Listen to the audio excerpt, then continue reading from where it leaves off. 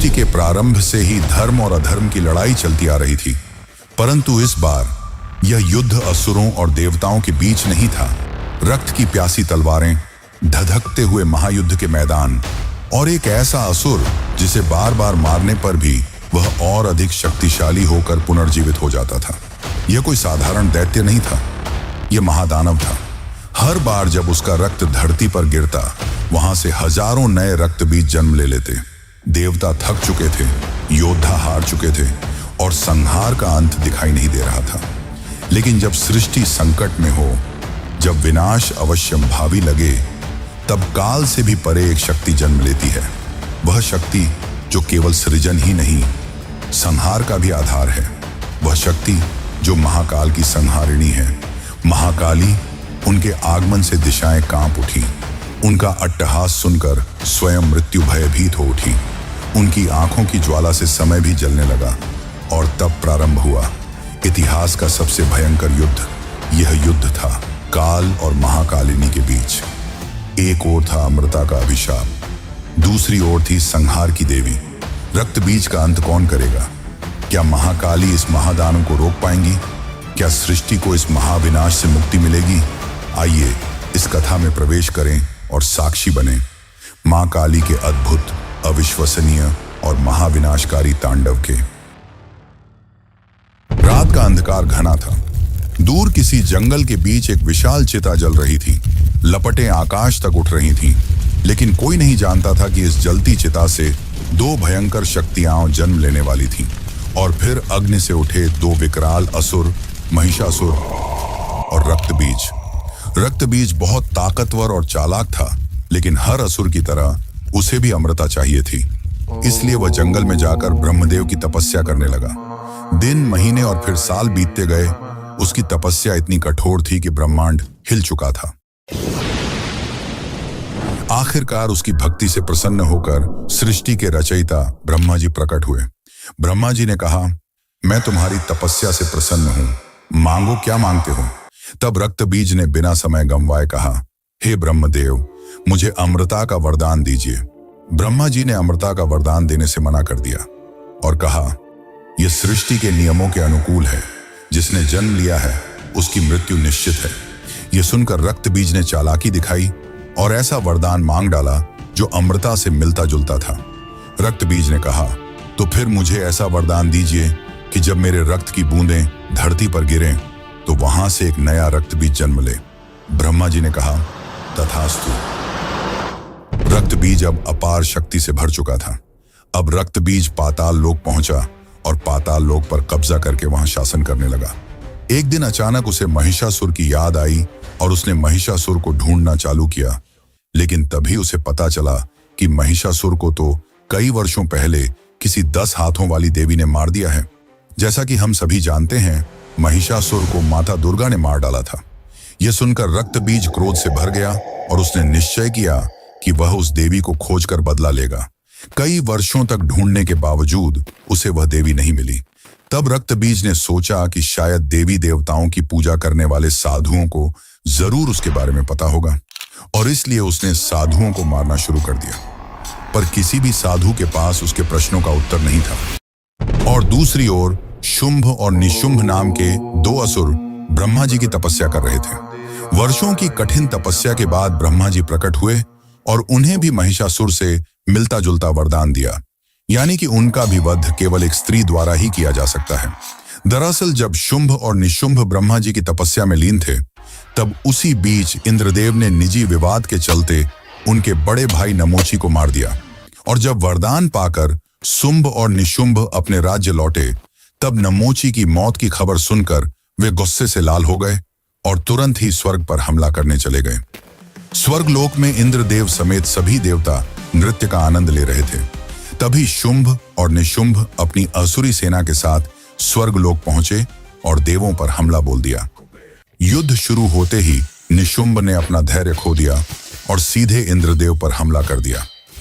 इंद्रदेव और निशुंभ के बीच भीषण युद्ध शुरू हो गया। दोनों एक दूसरे को बराबरी की टक्कर दे रहे थे। यह युद्ध काफी समय तक चला। अंततः यह युद्ध इंद्रदेव के पक्ष में गया और निशुंभ हारकर गिर पड़ा। निशुंभ की हार से असुरी सेना का आत्मविश्वास हिल गया। असुरी सेना पूरी तरह घायल होकर गिरने लगी। अब वे समाप्त होने की कगार पर थे। तभी अचानक असुरों के पीछे से एक खतरनाक गर्जना सुनाई दी।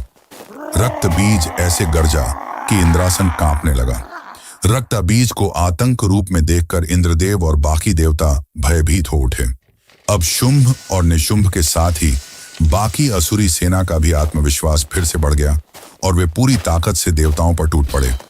रक्त बीज अकेले ही देवताओं पर भारी पड़ रहा था।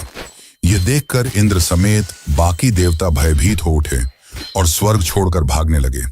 शुंभ और निशुंभ काफी प्रसन्न हुए। अब वे स्वर्ग के स्वामी बन चुके थे और रक्त बीज को उन्होंने अपना सेनापति बना लिया।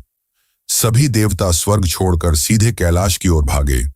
वे महादेव के पास गए, पर उस वक्त महादेव अपनी घोर तपस्या में लीन थे। तभी माता पार्वती प्रकट हुईं और उन्होंने देवताओं से उनके आने का कारण पूछा। तब इंद्रदेव ने उन्हें सब कुछ बताया। माता पार्वती यह सब सुनकर विचार करने लगी। तभी चंड और मुंड नामक दो असुर, जो शुंभ और निशुंभ के दूत थे, वहां आ पहुंचे। जैसे ही चंड और मुंड ने माता पार्वती को देखा, वे उनके सौंदर्य से मोहित हो गए। उन्होंने यह बात अपने स्वामी शुंभ और निशुंभ को बताई। शुंभ और निशुंभ ने चंड और मुंड को यह आदेश दिया कि उस सुंदर स्त्री को यहां स्वर्ग में ले आओ, जिसके पश्चात चंड और मुंड अपनी विशाल सेना लेकर कैलाश की ओर चल पड़े। वहां पहुंचकर चंड और मुंड ने अपने स्वामी का प्रस्ताव माता पार्वती के सामने रखा और उन्हें अपने साथ चलने को कहा। माता पार्वती के इनकार करने पर उन्होंने उन्हें केश पकड़कर ले जाने की धमकी दी। यह सब सुनकर माता पार्वती क्रोधित होने लगी, पर चंड और मुंड उनका अपमान करते जा रहे थे। वे उन्हें काफी अपशब्द कहने लगे, जिन्हें सुनकर देवताओं की रूह कांप गई। वहीं दूसरी ओर दिव्य लोक में बैठी माता दुर्गा अपने ही अवतार का इस प्रकार अपमान होते देख क्रोध से भर गईं और उन्होंने तुरंत भगवान शंकर को दिव्य संकेत भेजा, जिसके पश्चात महादेव के कंठ का हलाहल विष का एक अंश माता पार्वती में समा गया। विष के प्रभाव से माता पार्वती का स्वरूप बदलने लगा। अब माता पार्वती अपने प्रचंड रूप में थीं।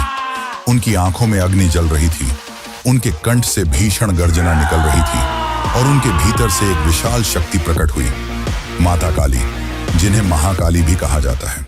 क्षण भर में महाकाली ने चंड और मुंड का वध कर दिया और उनकी असुरी सेना को भी समाप्त कर दिया। जब यह बात शुंभ और निशुंभ को पता चली, तो वे महाकाली के भयानक रूप का वर्णन सुनकर भयभीत हो उठे और उन्हें ब्रह्मा जी का वरदान याद आ गया। वरदान के अनुसार उनका वध केवल एक स्त्री कर सकती थी। अब शुंभ और निशुंभ चिंता में डूब गए। तभी उन्हें अपने मित्र और सेनापति रक्तबीज का ख्याल आया। रक्तबीज को जब यह बात पता चली, तो उसे लगा कि हो न हो यह वही स्त्री होगी जिसने महिषासुर का वध किया था। जिसके पश्चात रक्तबीज बदले की भावना से जलने लगा और तुरंत ही महाकाली का वध करने कैलाश की ओर चल पड़ा। रक्तबीज को अपने वरदान का घमंड था। जब वह महाकाली के समक्ष गया, तो उसने कहा, देवी, तुमने चंड और मुंड को मारकर अपनी मृत्यु को आमंत्रण दे दिया है। मैं अमर हूं, मुझे कोई नहीं हरा सकता। माता काली की आंखों में क्रोध की ज्वाला जल उठी। उनका विकराल स्वरूप और भी भयावह हो गया और उन्होंने अपनी तलवार से रक्तबीज पर हमला कर दिया। लेकिन जब रक्तबीज के खून की बूंदें धरती पर गिरी, तो वहां से फिर एक नया रक्तबीज पैदा हो गया। लेकिन माता काली का क्रोध भयानक था। वे बिना रुके उन सभी रक्तबीजों को काटती रहीं, पर रक्तबीज की संख्या और भी बढ़ती जा रही थी। देखते ही देखते पूरा मैदान रक्तबीजों से भर गया। अब देवी काली का गुस्सा बेकाबू हो गया और वह रक्तबीजों के सर काटने लगी। लेकिन मरने के बजाय रक्तबीज और भी अधिक संख्या में पैदा होने लगे। लंबे समय तक यह युद्ध चलता रहा, लेकिन कोई नतीजा नहीं निकल सका और युद्ध बिना रुके चलता रहा। कई दिन बीत गए, लेकिन देवी काली के भयानक प्रहारों के बावजूद रक्तबीज की संख्या लाखों में पहुंच गई।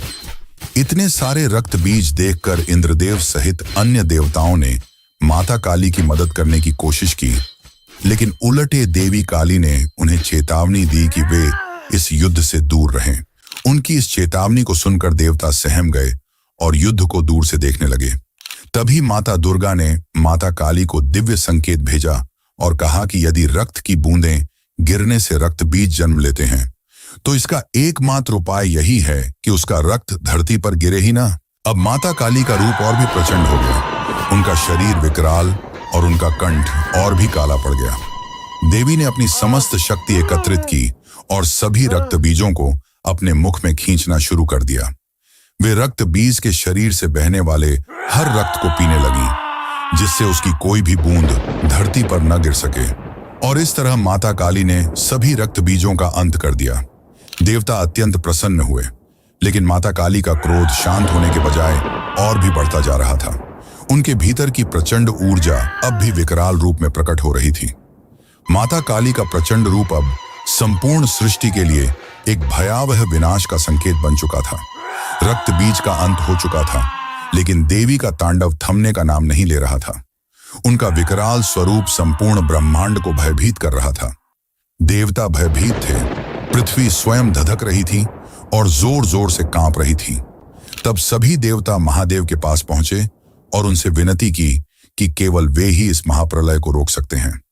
महादेव ने गहरी सांस ली और तुरंत माता काली के तांडव स्थल पर पहुंचे और महाकाली के रास्ते में जाकर लेट गए। भयानक गुस्से में आगे बढ़ रही देवी काली का पैर अचानक से महादेव की छाती पर पड़ा। अपने प्राणप्रिय स्वामी को अपने पैरों के नीचे देखकर उनका क्रोध शांत हुआ और उन्हें अपनी गलती का एहसास हुआ। फिर देवी काली अचानक मूर्छित होकर गिर पड़ी। तब महादेव ने उन्हें उठाया और अपने साथ वापस कैलाश ले आए। तो दोस्तों, इस प्रकार रक्त बीज के अंत के साथ साथ माता काली के प्रचंड तांडव का भी समापन हुआ और सृष्टि पुनः अपने संतुलन में लौट आई।